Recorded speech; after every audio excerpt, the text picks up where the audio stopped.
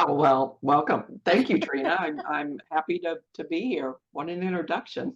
So we actually met at 1 Million Cups, which is all about supporting entrepreneurs. And we had a meeting, and I've loved you ever since.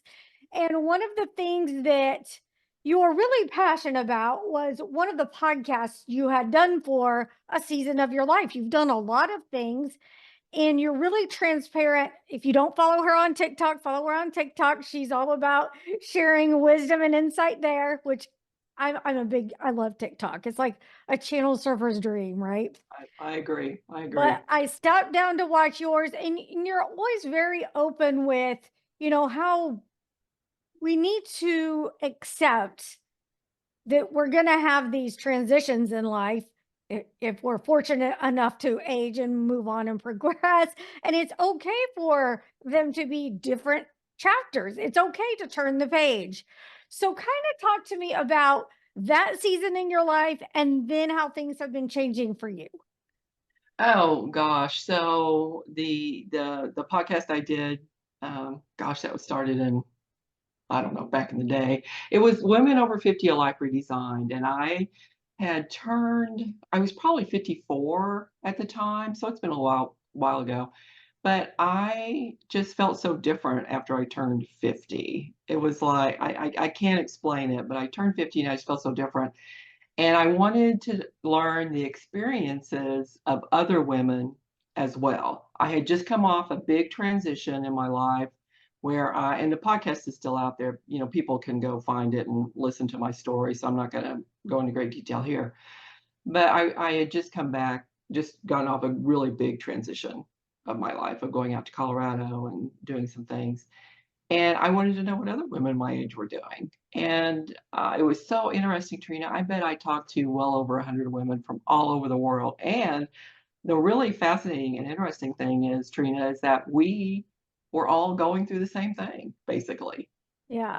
Different places, maybe it's a little different, but the way that we were progressing through these transitions, the way that we were handling these transitions, and the way that we were feeling was basically the same. And I heard from a lot of women who listen to my podcast that said, "Oh my gosh, I feel the exact same way." So it was such a fun experience, such a good experience. I met so many amazing women, and that's that was my podcast. And why did you quit? I mean, it seems like you had a good thing going. So why change? Why stop? Well, as you know, Trina, podcasting is a lot of work. Yeah. There's the editing, the producing, the scheduling of guests. I just started getting bombarded with all these Wow. requests, and I was working full time Mm. at an agency. I was a development director, which means I raised money at an agency that was really um, it was an agency that provided free of charge services to victims of violent and sexual crime. So it was a really like heavy Yeah. mission, for lack of a better word. And I just found myself drained. And I decided it was time before I went running down the street with my hair on fire, screaming. It was just time that I let go on a high note, a good Hmm. note for myself mentally. Yeah. And so that's why I did that, gave myself a little bit of a break with that. And it had run its course. Yeah. It's 4.5 years, 5 years maybe Wow. that I That's did that podcast. One episode a week, except for the month of July, which was my birthday month. yeah. So Yeah. Well, and that's a really important thing that you noticed, that you had too many plates you were trying to spin in the air, and yes, that sometimes you got to set something down. And right. and and I think that we feel like a failure when we do that sometimes, and I don't know why. We tell other people it's okay, but then when it comes to ourselves, we're like, oh my gosh, I don't know about you, but I'm always like, well, I that's not what I wanted to happen. And I we will beat ourselves up a lot of times when it comes to doing stuff like that, but it should be more natural than trying to keep everything going. That's not natural. No, it's not. And I that's an excellent point you bring up. And I automatically flashed on a book that I read by Daniel Pink called The Power of Regrets. And one of the things he talks about, it's a really great book. I highly recommend people as we get older to read it. But in there, he said in his research, he found that when we're younger, we regret the things we do. But when we get Mm-hmm. older, we regret the things we didn't do. Yeah. So I, always think of that of that book when I talk about failure, um, so to speak, because I'm a firm belief that you should try something, and if it doesn't work out, well, you tried it, Yeah. and you won't regret. If I'd said, oh my gosh, I wish I'd done a podcast, and I didn't, Yeah. then Yeah. I might regret that later. So yeah, I think it's more of a failure to want to do something and not try it Mm-hmm. and find Yeah. out if it's going to be a good fit for you or not. Well, and I think something a lot of people, I want them to realize that you can try something without it being your full-time Yeah, yeah, sustainable life job. I mean, I always use the example of writing. You don't have to quit the job that feeds the family to write, just write a little bit here and there and feed that part of your creative passion and be a writer that way, or whatever that is. Dip your toes in the waters where you can to see if it's worth diving into more, or like you're saying, just to try. yeah, exactly, exactly. So let's talk about where you're at now and how you got to where you're at now. You've had some pretty impactful things happen to you and with your partner over the past few months. So how did your career change from where you were before this started? And how did that feel moving through that and where you're at now? Well, basically, my career ended. They ended my career for me, so I really didn't have much of a choice, and I was let go from my job, a development job in another organization, due to Steve's diagnosis and him being in the hospital for 2 weeks, and me uh, then becoming his caregiver. Mm-hmm. And I've been, what is this? Oh gosh, it's been 6 months since all this happened. And so it's really given me some time to like step back and think about some things. And while I've been in the not-for-profit world, Trina, since 1996 or something Mm-hmm. like that, a long time, and doing fund development probably for about 15 years of that. So it's like, part of you that I know it's like you and you're running. Like it's Mm-hmm. if it's all of a sudden something you're not doing anymore, you're thinking, oh, who am I Mm-hmm. now without this, without this, thing that I've always done. But now that I'm back from it, I realize while I love the not-for-profit work, I don't want to go back into it. Yeah, Yeah. it's not for the It, faint of heart. it's not, and in development, the the research says that the term of a development director in an agency is usually 18 months.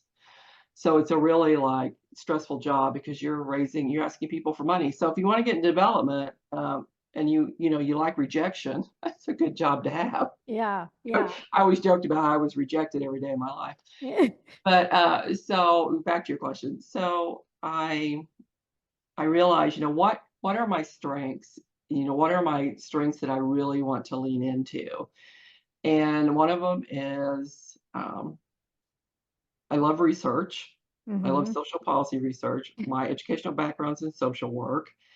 I one of my top signature strengths is ideation. So I have just all these ideas floating around all the time. And I thought, how can I, like, get my righteous indignation that you see on TikTok, in a form that people will want to listen to. And then when all this was happening, Trina, there were a lot of systems that I was let down by as an Mm-hmm. unpaid caregiver that I Mm-hmm. think hoops we have to jump through. And people saying to me, and it's well meaning, I know it, but I was as guilty of this as the next person. But when you just say to someone, you really need to take care of yourself. Yeah, Well, I know that. But I don't know how, because yeah, what I need is like, I need somebody to help me. I need, finances. I don't need yoga or a bubble bath. yeah, Those aren't good yes. things. Not that those aren't good things, Trina. Not I right, love yoga. right. I get but it. it's not going to relieve the stress that these larger, systemic issues that we have in society. Yes. So all that, word salad there just to say that I thought I really want to delve into how we can use self-care, self-improvement to make changes within ourselves to then go out and advocate and help other women make changes for them Mhm. individually and collectively. Does that make Mhm. sense? Yeah. Good, because that's what I'm doing. Yeah. So I'm starting this the podcast. I don't know when I'm going to launch it, but I've got the trailer recorded, and so I'm getting started on that. Okay. And so is it mostly I saw that you had gotten some certifications. So what are those and is that where that's going to mostly help you in the podcast? Well, I don't know. I do have a Okay. life purpose certification, and then I do have a mental wellness certification that I just obtained. I basically, Trina, got into the mental wellness certification because I wanted to understand how I could help me, Steve, and both of us together. Uh, because his situation, his transverse myelitis, his life has changed. Oh my gosh, dramatically. I mean, this was a guy walking 12,000 steps a day. He went to music shows all the time. We were gone every weekend, and now he can walk unaided only around the apartment. I mean, he's still on a walker. So I mean, our life is just like it's Bam. unrecognizable, Yeah. and you can either let that make you or break you. Mhm. It sucks. We don't like it. We wish we had our life back, but we don't. Sure. Yeah. So, Eh, what are we going to do to move forward and keep our wits about us and not fall into this despair and depression? Mhm. So that's when I really started looking into mental wellness, and it was fascinating because it's nutrition, financial wellness, the self care that I've really been looking into. Encompasses a lot of things. So one of the first thing I did was I changed Steve's diet. That's really important for, But it your is. your Yeah. mental wellness. So that's really where that started because, I and I know you're the same way I'm treating it. When you get curious about something, you just like want to dig into it. Yeah. That's really where that mental wellness component of it started for me. I think that's really good though that you were like, all right, I have this problem of I know he's not doing well. I know I'm not doing well. Let's Mhm. figure out why we're not doing well and how we can start fixing that. What was one of the first things that surprised you most about when you started learning? Like what was what was right in front of you that you were like, "Oh, Well, I don't know that it was right in front of me, and this might be an odd answer to your question, Trina, but um, that 90, and this is like a sort of an oddball thing, but 95% of the serotonin we produce is in our gut. And I had uh-huh. no idea. Like like Oh, like how our gut microbiome talks to our head and how yeah. food and sleep and movement really affect that. And Our so second that was brain. yeah, it's Our exactly, and second brain."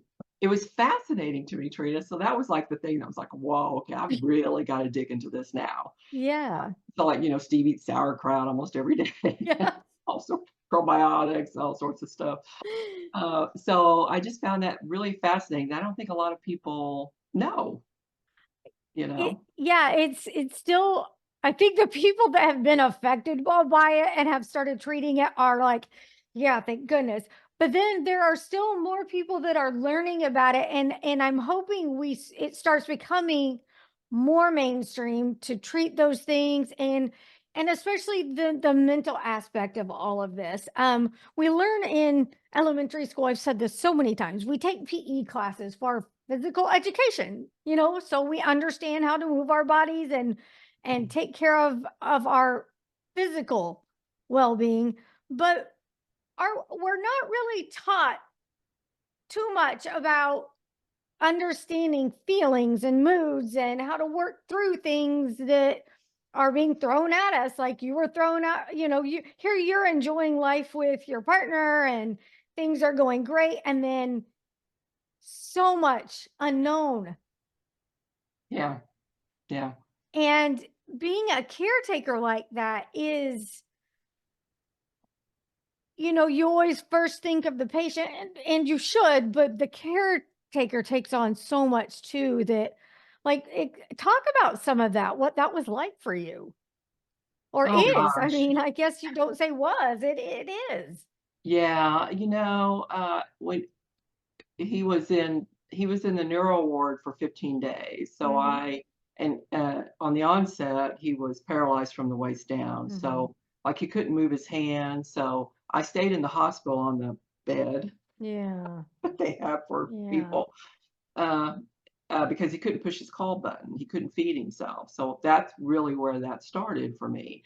And I have talked to other people who said, I really didn't go, should I be a caretaker or not? Now, what are the pros and cons of this? You just do it, you Yeah. know?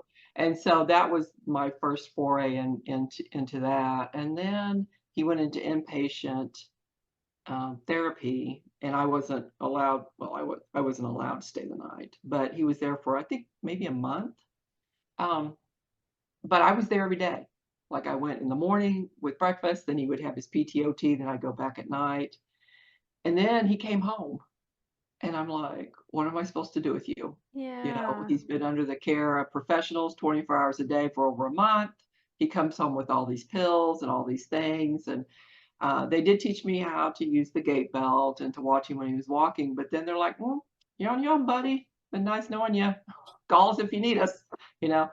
So the first couple of weeks, Trina, it was very stressful because we were tired, we weren't sleeping very well. Every little thing freaked us out. Why are Mhm. you doing that? Why does that look like that? What's happening there? Should you take Sure. this? We just totally freaked out, and then we became more comfortable with it. I can leave him for a couple hours now and go do some things. But I think, not only, changing Steve's life, and I'm glad you talked about the caregiving because I don't think a lot of people realize that even though I wouldn't change my role as caregiver, there are times where I need to step back or people need to understand not just the physical toll, but like you said, the mental toll because I am not the same person I was before. No. I go to places now where I used to go with Steve. He doesn't go with me anymore because I mean he's getting out more, but he couldn't.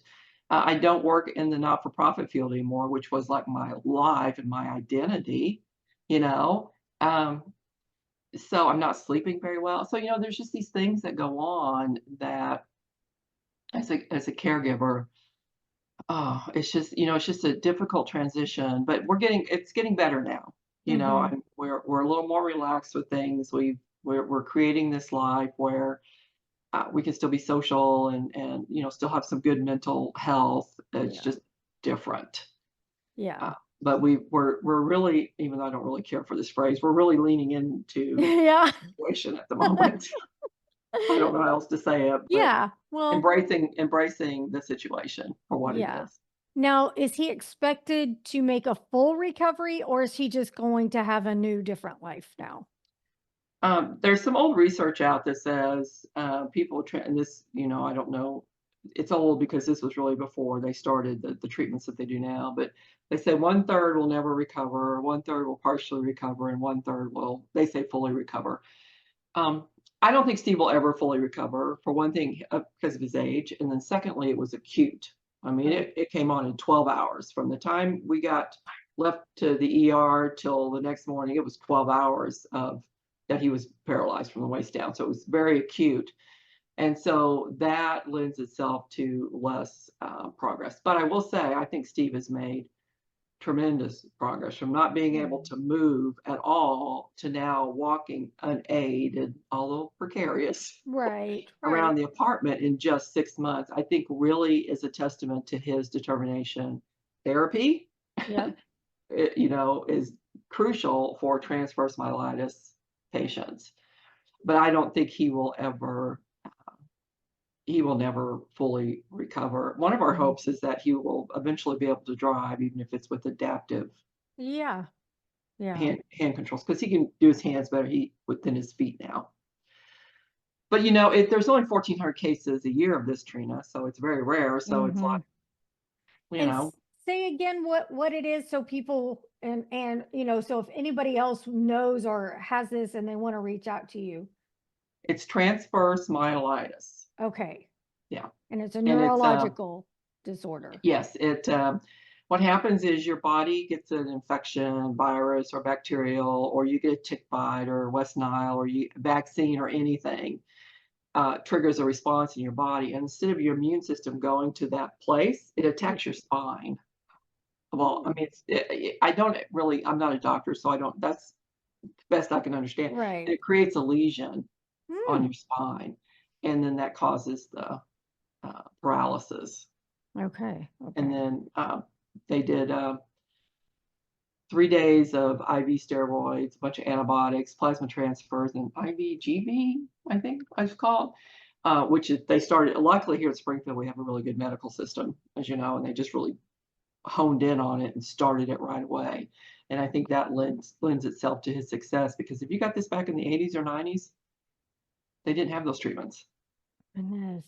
Yeah. I know sometimes it feels like medicine moves so slow, but if you step back, it moves pretty darn fast. Yes. I was Yes. talking to a lady also affected by rheumatoid arthritis, and we were talking about how much progress they've had even since we were diagnosed with kids. So the kids today have such a better chance Yeah. of going into remission like that and not having the damage. Not to say it doesn't affect every single person in some crazy different way, Right. but Right. the hope is there. So I'm glad he's on this side of it Yes. this day and age. So let's talk about, if you don't mind, because I know so many people are in your same position of they're moving along with a career they love. They're doing a job that they're like, wow, this is great. And then something happens. Um, did they work with you at all, or was it just a no, you can't be in the office, too bad, thanks for trying, or why did this happen this the way it did? Well, let me think back. Well, it came on suddenly, so it's Right. that was part of the problem. I think it was a Sunday night, and Monday morning I called the office and said, "Hey, I'm not coming in." I did do some work remotely in the hospital. Mm-hmm. Not a lot of work, granted, but Yeah. I did do some. And they don't offer very much. They didn't offer very much PTO at this agency I was at, so I had run out of PTO. Okay.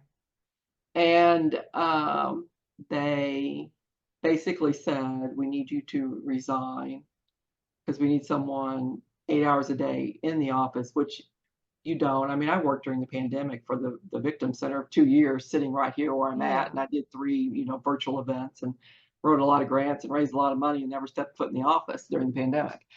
So I don't really, I'm not going to even try to guess what was going on there.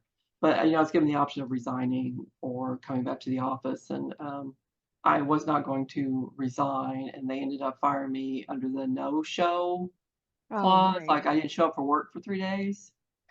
Um, and uh, anyway, so that's it in a That was it. nutshell. That's I can't Okay. speak to what their thought process was, but from my end, that's what it looked like. It was just like, Mhm. well, you're not doing enough work. We need you here. So it wasn't personal, it was procedure, but Yeah.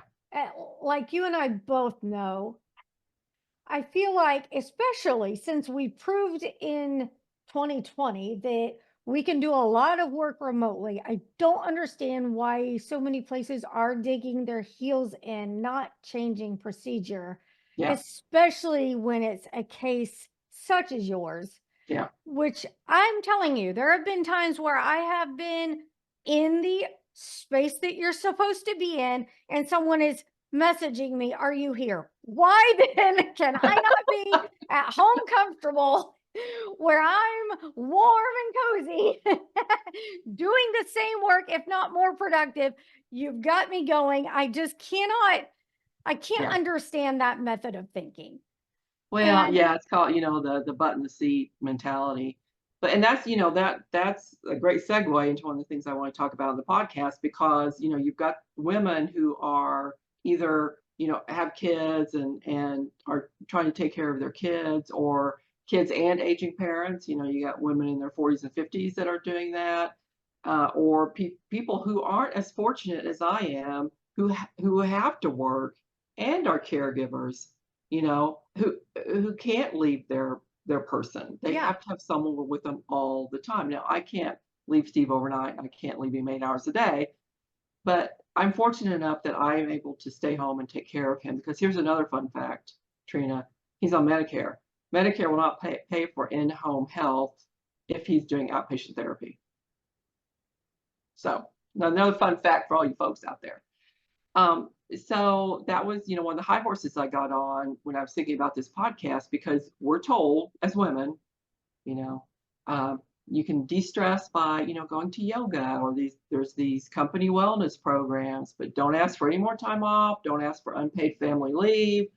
Don't ask for flexible work schedules. Don't ask to Mhm. work from home, but go take care of yourself. Yeah. Make sure you take care of yourself. So that's the larger Yep. systemic problem that I want Yes. to talk about in Yes. terms of, helping people out. And, there's some other things that went on too in terms of systems, with me feeling like I was really let down Yeah. Yeah. because of some arbitrary, stupid rule. Yeah. So, but back to my place of employment. I mean, I get it. They're a business. They have to make money, and I'm the fun development person. That's my Mm. job. But I've also worked in agencies where I know that this had happened, and when my dad was sick with cancer, I took a leave of work from one agency. It was a perfect example. They all picked up the slack and said, "Don't you worry about it. Yeah. It You can know, be done. you go do what you need to do." And Yeah. now I don't think I could have done that for a year, but Right. Right. But so anyway, that's that you just get me all on a righteous indignation yeah, tangent here. same. All this stuff. So wait, have you decided for a name for the podcast yet? What? Empower her wellness. Empower her wellness. All right, I will be looking forward to that. I'm all for it. It sounds important. It is important. I'd love for you to come back and give us updates, and we'll promote it. I'm Oh, anytime. sounds You can come great. on. You can come be on my podcast too, Trina. I would love to. We'll get righteously indignant together. We will do it. Sounds great. Anything else you want to share before we close? Have I missed anything? I think that, in turn, I just want people to know I don't think self-care is bad. No. I sit on my balcony every day with my coffee and my journal, listening to the birds, and it's so good for me. Mm-hmm. But then we also, I think, need to look collectively at self-care. Like, Yeah. it's just not a one person internal thing. We, Yeah. there's, women of color, women with disabilities, lots of things that collectively, institutionally wise, we need to really work on. So that's where I'm at. Yeah. Self-care is You're not the not. devil. It's not. I mean, first of all, it looks different for everybody else. Yeah. I mean, your coffee for you is relaxing. It might stress, woman number two out, and that's not for her. But what you're saying, it's not just trying to find 5 minutes to take that coffee break to relax yourself, and then you're going to be refreshed and all done. It's a collective thing that has to happen over a bigger picture long term. And like you said, there are so many systemic issues Yeah. that have Yeah. manifested. And if we don't start changing those, we're not going to be any better for it down the road. Well, what we're doing, it's like they talk about people who are alcoholics who go to rehab. They go to rehab, they get better, then they go right back into the same system that they were alcoholics in. Yeah. You've got to I go sit on the change. balcony. I have a few moments of no stress. I come back to my stressful situation. Yes. I mean, it's anyway. You're right. Very good. That's I another know. story for another day. Thank you so much for spending some time talking. Shelly Drymon, follow her on TikTok, listen to her podcast, and she'll come back and share more with us, I hope, in the near future. Thank you, Trina. Talk to you soon. Be sure you're following along at runradio.net.